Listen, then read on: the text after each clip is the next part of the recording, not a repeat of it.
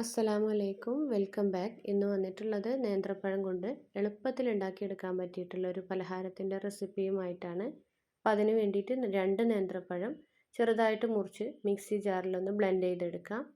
ഇതിലേക്ക് 1.5 കപ്പ് മൈദാമാവാണ് ചേർത്ത് കൊടുക്കുന്നത്. ഇതിന് പകരമായിട്ട് ഗോതമ്പ് പൊടി വേണമെങ്കിലും ചേർത്ത് കൊടുക്കാം. ഇനി ഇതിലേക്ക് 2 മുട്ടയാണ് ചേർത്ത് കൊടുക്കേണ്ടത്. അതിൻ്റെ കൂടെ തന്നെ 1 ടീസ്പൂൺ വാനില എസൻസ് കൂടി ചേർത്ത് കൊടുക്കുന്നുണ്ട്. പകരമായിട്ട് 1/2 ടീസ്പൂൺ ഏലക്കാപ്പൊടി ചേർത്ത് കൊടുത്താലും മതി. ഇനി ഇതിലേക്ക് 1 ടീസ്പൂൺ ബേക്കിംഗ് പൗഡറാണ് ചേർത്ത് കൊടുക്കുന്നത്. ഇനി ബേക്കിംഗ് പൗഡർ ആയതുകൊണ്ടാണ് 1 ടീസ്പൂൺ ചേർത്ത് കൊടുത്തിട്ടുള്ളത്. ബേക്കിംഗ് സോഡയാണെങ്കിൽ 1/4 ടീസ്പൂൺ ചേർത്ത് കൊടുത്താൽ മതി. ഇനി ഇതിലേക്ക് മധുരത്തിന് ആവശ്യമായിട്ടുള്ള 2.5 ടേബിൾ സ്പൂൺ പഞ്ചസാരയാണ് ചേർത്ത് കൊടുക്കുന്നത്. ഇനി 1/4 കപ്പ് പാലും 1 നുള്ള് ഉപ്പും കൂടി ചേർത്തിട്ട് നന്നായിട്ടൊന്ന് ബ്ലെൻഡ് ചെയ്തെടുക്കാം. ഇതുപോലെ നല്ല സ്മൂത്തായിട്ട് അടിച്ചെടുക്കണം.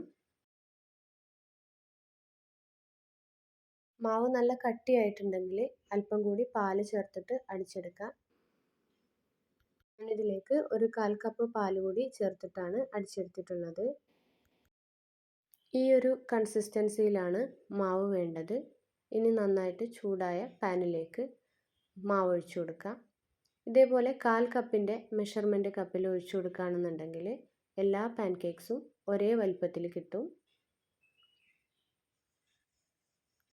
ഏറ്റവും കുറഞ്ഞ ഫ്ലെയിമിലാണ് കുക്ക് ചെയ്തെടുക്കേണ്ടത്. 2-3 മിനിറ്റ് കൊണ്ട് തന്നെ ഇത് കുക്കായിട്ട് വരും. നല്ല പോലെ ബബിൾസൊക്കെ വന്നിട്ടുണ്ട്.